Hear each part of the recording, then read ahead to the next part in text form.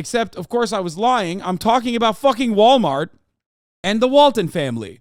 Okay? That's right. That is exactly what's happening with Walmart and the Walton family. I lied. It wasn't about North Korea. It was about Walmart. America's, largest private fucking jobs program. Okay? America's largest organizing body, or America's largest hiring body outside of the Defense Department. North Koreans tell BBC they are stuck and waiting to die. What? North Korea. For over 70 years, the country has been ruled by one family. Its tyrannical leader, Kim Jong-un, has subjected his people to extreme hardship. The regime survives by repression, by complete blockade on information, with the security services and field tactics. At the start of the pandemic, North Korea sealed its borders. We now know next to nothing about what's been happening inside the country. Did we, what? As opposed to before? Like, it's literally called a hermit kingdom for a fucking reason. What the hell? Also, I don't want to be disrespectful, but like maybe this isn't North Korea, but like how did you get this footage if you're not allowed to be inside of North Korea? Sometimes people describe North Korea as a black hole of information, and that black hole has become significantly darker over the last few years. Okay. Why would Yeonmi Park not become a prominent voice in the United States of America when the motherfucking BBC, which is like a well-respected institution that is supposed to disseminate news, like when this is the kind of fucking coverage coming out of that? Yeah, everyone in North Korea is dead, and if you're alive, they kill you for it. Okay, but North Korea has actually figured out necromancy, so they bring you back to life so they can kill you all over again for the crime of being alive, because it's illegal to be alive in North Korea. I wanted to find a way to hear from people inside the country. North Koreans are forbidden from talking to anyone outside the country, particularly journalists. There are a couple of specialist news organizations that have a network of sources in North Korea. We decided to try and work with one of these organizations to speak directly to people in the country. One of these news organizations is Daily NK, based in Seoul. Grantee Spotlight Ho Park, founder of the Daily NK. This is from NED.org, National Endowment for Democracy, supporting freedom around the world. Each year, NED makes more than 1,300 grants to non-governmental initiatives like the Daily NK. The Daily NK is a recipient of funding from multiple institutions and private donors, including the National Endowment for Democracy, an NGO funded by the U.S. Congress. Does anyone ever ask how an NGO, a non-governmental organization, can be funded by the United States Congress, and how this does not defeat the purpose of it being an NGO? The amount of Daily NK funding from the National Endowment for Democracy since 2016 is available in the public sphere. The organization is part of a consortium with the Unification Media Group, which is a South Korea-based nonprofit organization that produces and delivers radio content about North Korea via shortwave radio broadcast. That's interesting. Anyway, I'm sure that doesn't mean anything. 저희가 북한 내부에 같이 저희에게 정보를 전달하는 그런 소식통이라고 하는 그런 분들이 있습니다. Can I ask why you're so suspicious of anyone reporting on the conditions in North Korea? It seems doubtful that everyone is just lying about it. I don't think the conditions in North Korea are good. As a matter of fact, I think the conditions in North Korea are very bad. I just don't think that the conditions in North Korea are as the CIA-backed institutions represented. There are plenty of other defectors that regularly shit on Yeonmi Park. Yeonmi Park, who has famously said that people push trains in North Korea, that children eat rats, and then the rats eat the children in North Korea, that, Yeonmi Park's own mother disagrees with that story that she tells all the fucking time. Hasanabi is pure entertainment. I swear the guy's always dick riding the left. Thank you. Free Radio Europe was a CIA funded for many decades before it was disclosed it was a psyop, so it's very normal to think CIA is doing something similar in South Korea. course the CIA is doing something similar in South Korea. I just showed you what they're doing. And also, do you know what the South Korean CIA is called? It's called KCIA. South Korea is an American-designed, American-built client state for the CIA. There is no South Korea or North Korea without the United States involvement. Also, they do have Radio Europe, Free Radio Europe. It's called it's Free Asia. A whole family of redacted farmers. Holy shit. Yeah, it's like the most unbelievable story of all time. So much so that Yeonmi Park's own mother was like, that didn't happen. My opinion on Korea, my opinion on the DPRK is this, okay? Shit is not great. They are run by a despotic, psychotic dictator and his family, okay? 100%. Though that much is true, okay? But even then, Democratic People's Republic of Korea's problems do not almost entirely stem from that. After the USSR imploded, the DPRK had no more funding mechanisms that would keep it afloat. That genuinely destroyed the North Korean economy and North Korean existence in general, because the United States of America has kept it under complete sanctions since its inception. Their only life raft is China, which acknowledges it as a buffer state and gives it just enough to survive, but not so much that they will thrive. And having said all of this, in spite of all of those issues from having like a despotic, psychotic dictatorship, Western coverage of the country rarely ever focuses on Western crimes that led to the situation at hand, and hyper focuses on the actual issues, for sure, that they greatly exaggerate for no fucking reason. You could just basically say like, oh, the Kim Il-sung, Kim Jong-un, Kim Jong-il family is just bad. They're awful. They're brutal. They're not great. But ultimately, what is significantly worse is the crippling sanctions and not normalizing relations with this fucking country.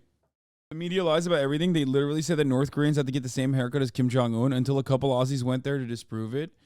Yeah, do you remember those handsome boys, those handsome lads that went there to disprove it? I wonder what they're up to now. 외부에 알려주고 싶다라고 하는 의지를 가지고 계신 분들을 저희가 섭외를 했습니다. So what happens to our questions now? 그러니까 뭐 기기라든지 그런 소프트웨어를 이용을 해서 저희랑 협력하고 있는 북한 주민들에게 전달이 하고 본인들만 알고 있는 그런 장소. One of the people we've been communicating with is a market trader who lives up near the border with China. And she makes her living by smuggling medicine over the border from China. Her earnings support her family, so her husband and her 2 children. Most of the products in the market came from China, but it's empty now. You could always find grain, but not these days. Our food situation has never been this bad. 코로나 이전에는 일단 사람들이 왔다 갔다 할 수 없었습니다. 이게 약간 불법적인 방법이긴 한데 밀수를 하시는 분들은 그 밤에 넘어가서 어떤 물건을 팔고 어떤 다시 물건을 가져오는. North Korea has 2 borders. The one with South Korea is closed because the 2 countries are technically still at war. It's the most heavily fortified border in the world, known as a demilitarized zone. To the north is a vast 1,300-kilometer border with China. Through closing its borders, North Korea not only stopped people from leaving and entering the country, but it cut off trade. So they stopped freight trains from even crossing the border from China with vital supplies of food and medicine. I like when they're like, yeah, we will not be revealing the identity of the people. And then they're just like, they illegally smuggle resources through China. It's like, how many motherfuckers are out there that you could probably figure it out if you wish to do so. If this was a real person. We have to work late into the night and I sleep at the site. This person, who we're calling Chan Ho, lives near the Chinese border with his family. I wouldn't be able to survive if my wife didn't work at the market.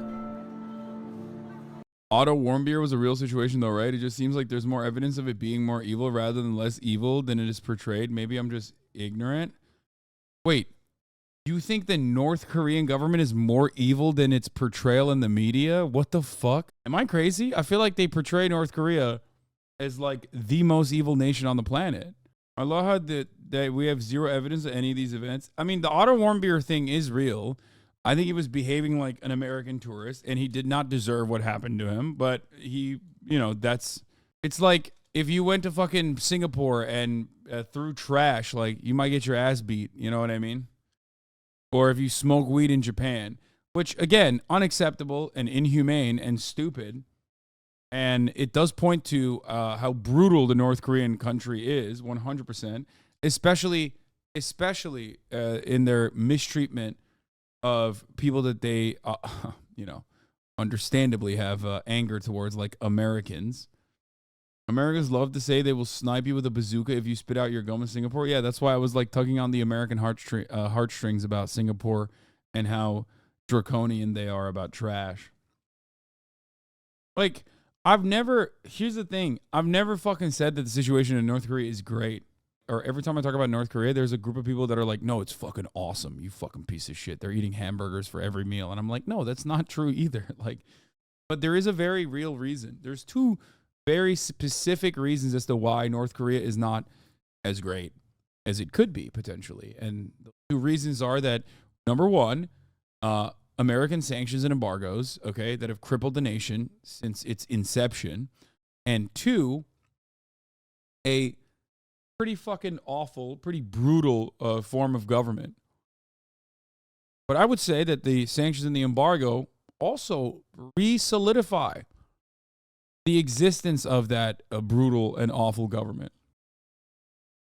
Coroner found no obvious signs of torture on Otto Warmbier. It doesn't matter if they fucking tortured him or not. They killed him.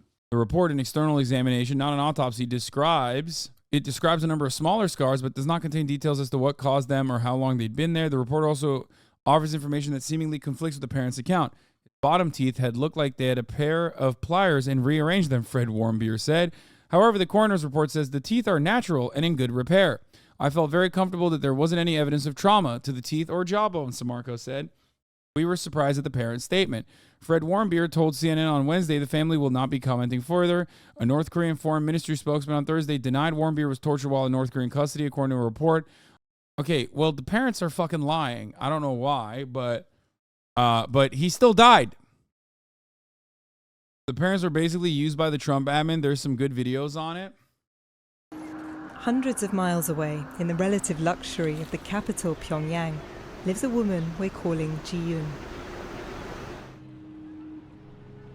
In the morning, Low-key, these like supposedly dystopian ways of showcasing North Korea kind of look chill though. I put the rice on to cook before waking the rest of the family.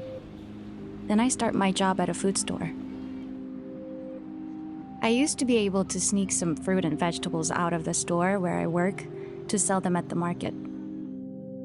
I'd use the money to buy rice, but now they thoroughly search our bags, so we can't make a side hustle. My family doesn't have enough food. My husband and I survive by thinking 10 more days, and then another 10 days. Capitalists are upset about a government punishing and diligently stopping a mother trying to survive because she doesn't have enough money. She literally has to make a side hustle for herself to make ends meet and to feed her children, as though, as though this is very different in the West, where food insecurity is not a real thing, of course. It's like, at least in fucking North Korea, there's a reason for the food insecurity. In America, we have an abundance of food, and yet motherfuckers are trying to do the same shit they're doing in North Korea. How awful is that for America? Think about that. Bro, we're not living in North Korea. You're living in like Birmingham, Alabama. Why are you living under North Korean conditions, dog? BBC's not writing reports about your circumstances. It's like motherfuckers in Missouri got that same shit going on. I've never heard a fucking BBC report on that. Once, I didn't eat for 2 days. I only drank water. There are lots of beggars now.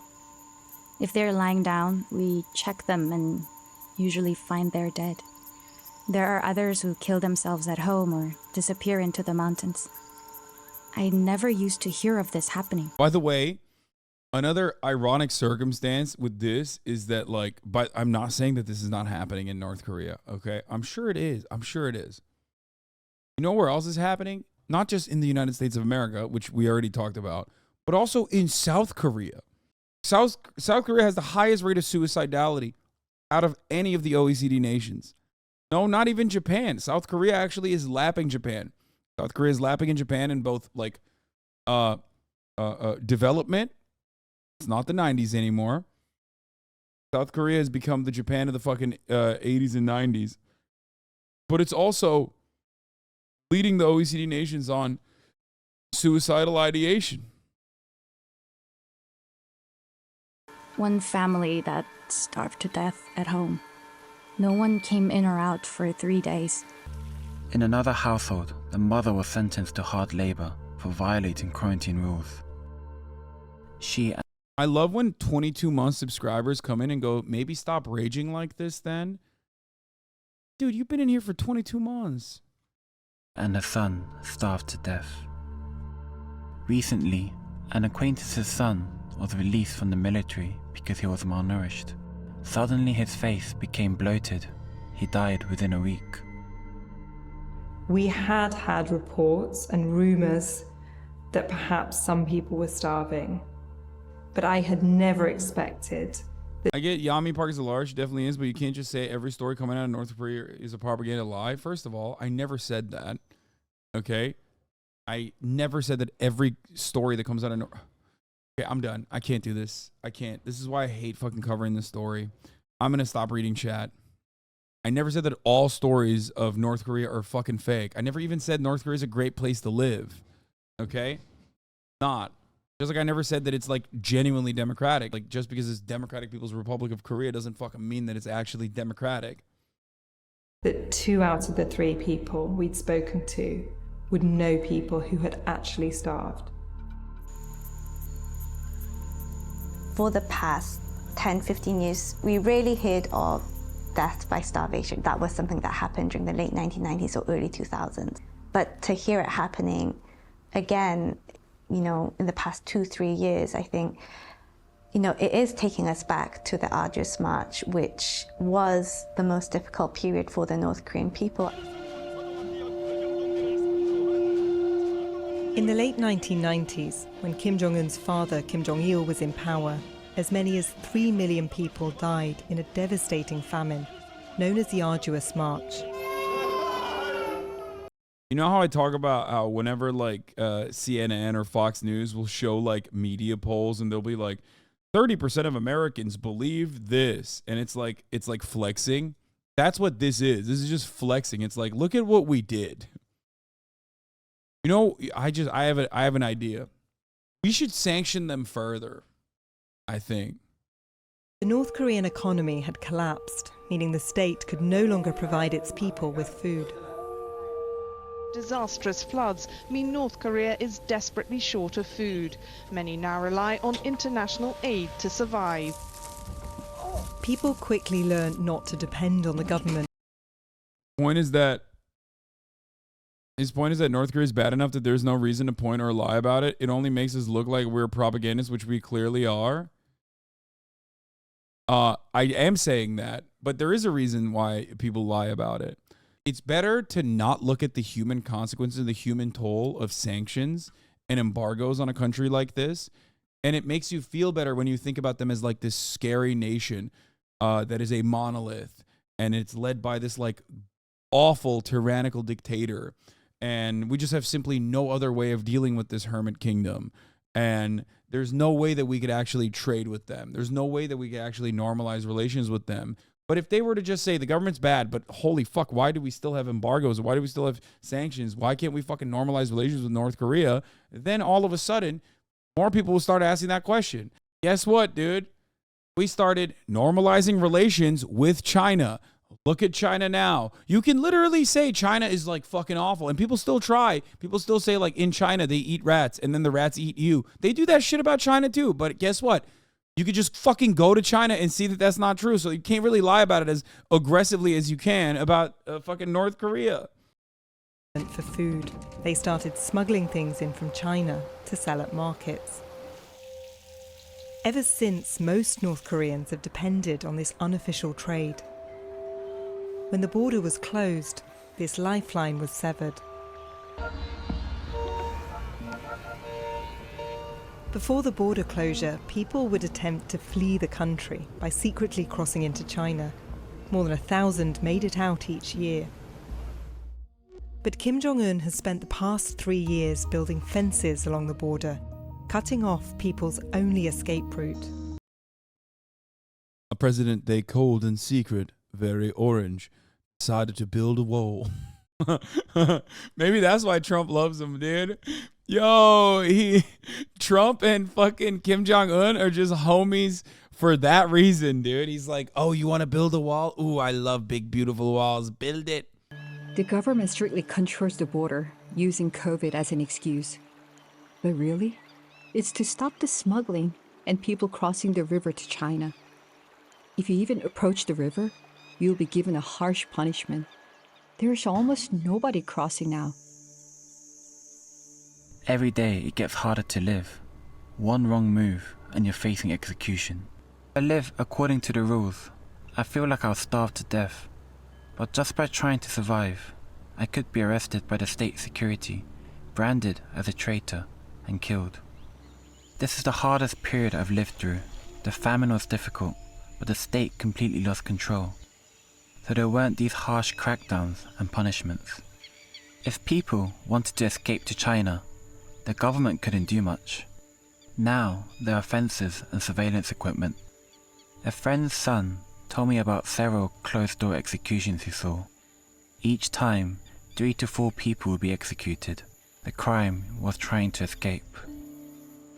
People are stuck here and waiting to die. We showed our interviews to James Heenan, the UN investigator for human rights in North Korea. Wow. Okay. It's quite sobering. I read a lot of sobering stuff, but that's very sobering. It's very eloquent as well. This information that you have secured, it's disturbing, but in terms of the things that are probably the most shocking, if that's the right word, is the emphasis on the fear in people's lives. These interviews suggest that people who have lived through different waves of repression are saying, no, this what's happening right now is particularly bad. And in the past, we've been able to deal with it, but this is getting even towards the edge of what they can bear. North Korean government has always been indifferent to the suffering of North Korean people. North Korean state is about Kim. Yeah, unlike the West.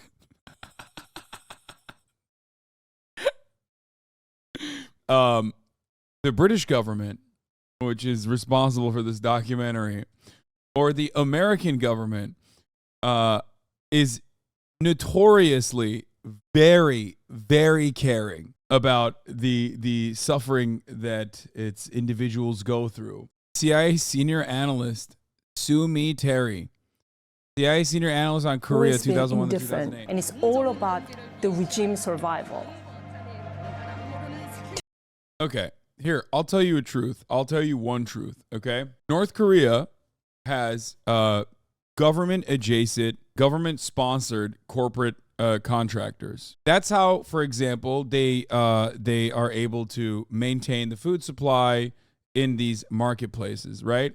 It's literally a family. It's one family that owns like pretty much the entire fucking the entire food supply in these markets, right? And then they force people to work at those markets for such fucking shitty, for incredibly fucking little pay and very little food. Okay?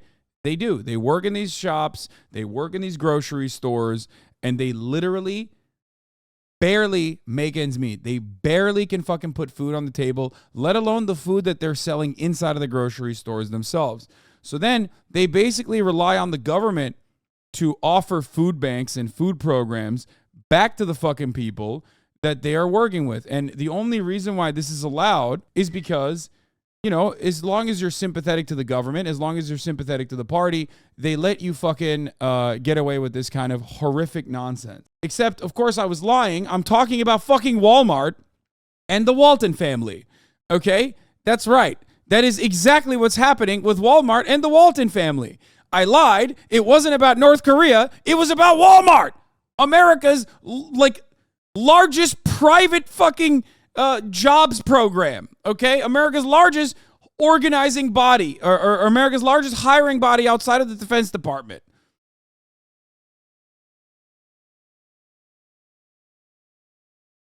To ensure his survival, Kim Jong-un has funneled his country's limited finances into developing nuclear weapons, which are now so advanced they can, in theory, reach the US mainland. North Korea needs to be able to just... Yeah. Okay, this part is actually about North Korea. Once again, North Korea has very limited funds. But what do they do with the funds that they engage in? Like, they have limited trade opportunities, but what do they do with the funds that they engage in? They take a gigantic amount of those funds and spend it on their military. The North Korean military, the DPRK military, is the largest hiring body in the country. Okay? Once again, I'm lying. Just kidding. That's still America. I'm talking about America. I'm always talking about America. That's literally what we do here in the United States of America. Okay? But I got you again. So quickly after I got you with the Walmart thing, because that's what we do here. I'm not lying. This is just what America does. Justify the deprivations, the suffering of the people. So North Koreans say we have United States that's a hostile power. We have South Korea that's a hostile. The United States says we have literally North Korea as a hostile power. Which one is more real? The North Korean government saying that the country that eviscerated us, that has stopped us, that has crippled us from ever trading with anyone else is a real viable threat, or the country that is the most powerful nation on the planet constantly saying that these dumbasses with a couple which is the actual pose to the international order? Which poses an actual threat to the international order? I wonder. To us, there's Japan that's hostile to us. And nuclear program is the only thing that protects North Koreans against the hostile powers. We have to spend money, we have to build up nuclear program, and this is sort of why you're suffering. North Koreans have little choice but to believe what they're told.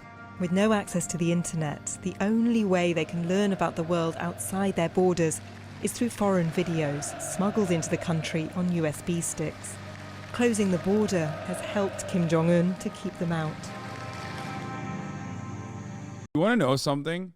If this was the case, if the government's largest fear was people's minds changing, okay, and I mean this with all sincerity, then America would just normalize trade relations and literally do American cultural imperialism, which is what they do best. If that truly was the way to win the war against North Korea, then just normalize relations with them and start doing trade with them. Put a fucking McDonald's at the heart of Pyongyang, okay? But you won't do that because you know that's not the problem. You just don't want to have another fucking China in your hands. That's it. Not saying that North Korea would immediately thrive, but if Cuba and North Korea can exist outside of the periphery, if they can exist even if the United States doesn't want it to exist, if the United States was also normal about their existence, they would probably have a much easier time. 한국을 동경하게 되고 소방 세계의 물질이 풍부한 그런 소방 세계에 대해서 환상을 가질까 봐 젊은 친구들이 지금 생각이 완전히 다릅니다. 우리 If trade opened with Cuba, do you think it would destroy socialism in Cuba? No. No, I don't. I don't think it would do that. I think it would make the situation in Cuba much better. It would genuinely impact Cuba's economy in incredibly positive ways. Just because there is some level of cultural imperialism doesn't automatically make it so that that form of governance will fall apart. That's why I keep using the Chinese example, okay? Not to say that like China is literally a full-blown transitional socialist state even, but as far as like American-aligned social democracies, for example, it's all a matter of what the government chooses to do with the resources that it's given. How hard is it to take away the NHS? The Tories have been trying to do that in the UK for years, okay? It's very difficult to try to take amenities away from people once people are used to it, once people see it, once people accept it, once people recognize it, okay? So why the fuck would Cubans turn around and be like, yeah, I actually want, private healthcare now, please? No, it doesn't work that way. If capitalism was so thriving and prosperous and so incredible, then like, why don't they just fucking do regular trade with Cuba so that, the Cubans can see how wonderful capitalism is and go back and have a people's revolution, to a counter-revolutionary movement, I guess, and destroy the socialist state where it stands. 그러니까 국가가, 당이, 김정은이가 네가 우리한테 해준 게 뭘 있어? 당신이 우리한테 뭐 굶어 죽지 않게 뭘 해준 거 있게? 불만이 차곡차곡 쌓이면 이게 어느 순간에는 분노가 표출이 됩니다. 예. I was taken in for questioning under the anti-reactionary thought law. Since then, I never reveal what I really think to others. I'm more afraid of people now. It's very scary. At a court in Pyongyang, the local leaders were gathered to judge a 22-year-old man in a public trial. He'd gone around spreading South Korean songs and films. His punishment was 10 years and 3 months in hard labor camp. Wait, I don't get it. Why didn't they immediately execute him? I thought you just said they execute you for literally fucking even watching South Korean TV shows. And now they're saying a guy that was disseminating South Korean TV shows is actually not executed, but was punished for 10 years in hard labor camps. Which one is it? Is he getting executed for even watching it? Or are you able to fucking distribute it without getting executed and get 10 months and 10 years in hard labor camps? Before 2020, this would have been a quiet trial, with perhaps 1 year in prison. People were shocked how much harsher the punishment was. Wait, what? Wait. Bro, they literally just said they execute you for watching shit right here. Am I crazy? Did I just misunderstand what they were saying? One wrong move and you're facing execution. Oh, they did lie, by the way. They just openly lied in the beginning of the fucking video where they said, like, people get executed for sharing videos. I just want to point that out real quick because I wasn't going crazy. They just fucking did that. His punishment was 10 years and 3 months in hard labor camp. I guess maybe it's because he didn't watch it. He only shared it. If he had watched it, they would have executed him. But because he smuggled it in and distributed it, they only gave him 10 years. You shouldn't be reprimanded, let alone jailed or even executed for consuming foreign media. Very serious violations of human rights. And in fact, in the past, the Commission of Inquiry of the UN has said that these can, in many cases, amount to crimes against humanity. Despite the government's best efforts to keep its people in the dark, there are small signs that loyalty to the regime is waning. Before COVID, people viewed Kim Jong-un positively. We hoped perhaps that he'd rule in a new way. But now almost everybody is full of discontent. Oh my God, they're doing the thing which is like China's going to collapse any day now. China's going to collapse any day now. North Korea going to collapse any day now. The people yearn for freedom. Okay, bitch, if the people yearn for freedom, give them fucking freedom from economic sanctions. Let's see what happens. Like, I'm down. Fuck the North Korean government. I don't give a shit. Fuck them. Let them do it. Oh yeah, it's just, this is it. Yeah, exactly. China is collapsing tomorrow. Okay? It's always the same shit. Doesn't this surprise you at all? Like, doesn't this make you go, if you're in here right now, you're watching, you're like, Hasan, you seem like a fucking North Korean dick rider to me. Like, I ask you this question. Do you not find it strange that China is supposedly collapsing literally every single day since like 2003? Don't you find it a little bit weird that they're constantly trying to distract you about what's going on over there and like objectively lying to you? Perhaps there's a secondary reason for that. I don't know. The people never wanted this endless weapons development that brings hardship to generation after generation. What? My child doesn't have food. Yeah, dude, again, cut this exact same video, but about America. And it's just like a fucking poor family in Arkansas. And it's just like, why are we giving so much money to like the American military? I'm starving. I just want my family to have 3 meals of rice a day. I want to live in a society where we don't starve, where my neighbors are alive, and where we don't have to spy on each other. People, including me, openly say that they hope there is a war here as soon as possible. I'm sorry, what? Only by getting rid of the entire leadership can the people live. Let's end this one way or another.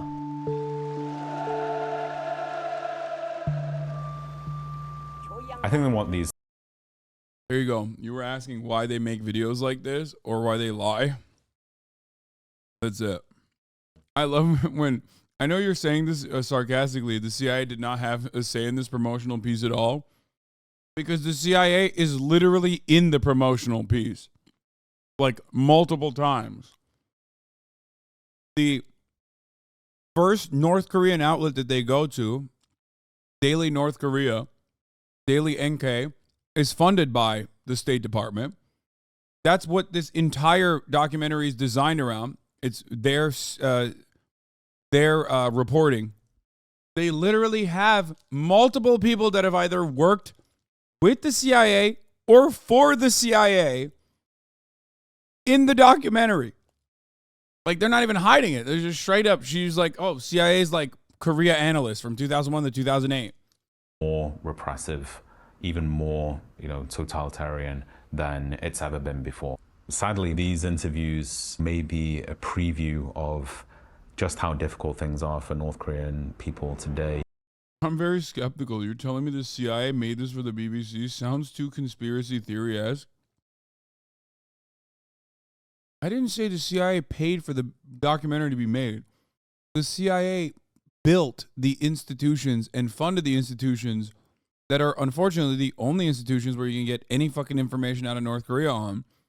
But when anyone is writing these articles, you're joking, right? Like, I mean, like there's, like this person is 2152 right now. Okay, we'll get back to this, but like it's not like they just actually have CIA analysts. Oh, here. To like, it's right there. It's not like they're not hiding it. These people are saying he has the power to execute over watching a video, but needs COVID to pass new laws. Huh. You know what? That is actually a good point. They also say that North Koreans have no idea what the fuck's going on with the rest of the world. So why the fuck, what do they know about COVID? When he does finally reopen the border, it's unlikely their old freedoms will be returned. The fear is that this new... Bro, this video pre-COVID featured the exact same shit, by the way. But now, somehow, it has to, like, keep getting worse and worse for Koreans in North Korea. That, like, they're like, oh, they can't get back to their pre-COVID freedoms. Fuck you mean? We can see what you wrote about Korea before COVID. You said the same shit.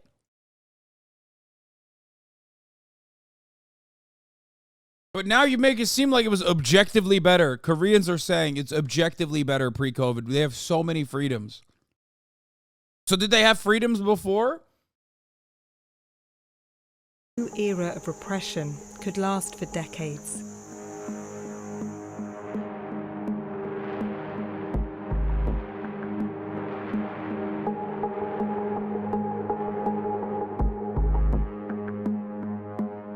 information you've collected is not entirely factual. It is derived from fabricated testimonies from anti-DPRK forces. I mean, they're right. They are right, by the way. This is anti-DPRK forces that made it. Anyway, I'm done with